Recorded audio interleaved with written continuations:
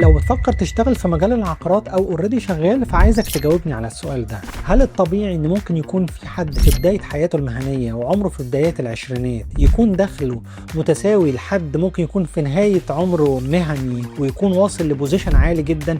وليكن معانا شخص عمره في بداية الخمسينات ووصل لرتبة ان هو بقى مدير بنك او مدير حسابات مصنع ودخله تجاوز ال50 او ال100,000 درهم. هل طبيعي حد بالحياة المهنية دي بالتدرج الوظيفي ده دخله يتساوى لحد لسه في بداية عمره؟ انا ليه بسألك السؤال ده؟ علشان عايز الغي لك تماما فكرة الثراء السريع من ورا الشغل في مجال العقارات.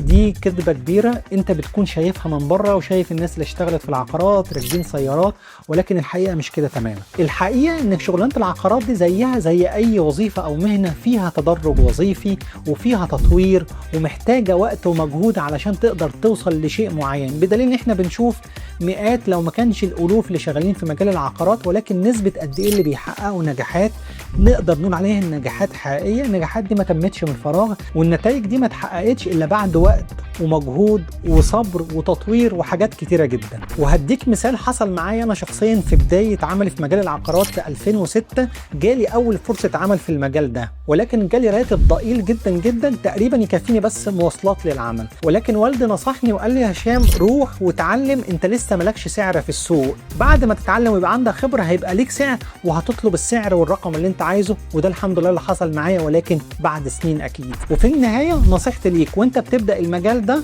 فكر بس ازاي ان انت تقدر تطور من نفسك وتنجح وتعمل لنفسك كارير يقدر يحقق لك النجاح والثراء اللي انت بتدور عليه دلوقتي. وفي الفيديو الجاي هقول لك ازاي تقدر تتقبل في شركات كبيرة حتى ولسه ما عندكش خبرة في المجال ده. خليك متابعني، اللي جاي كتير.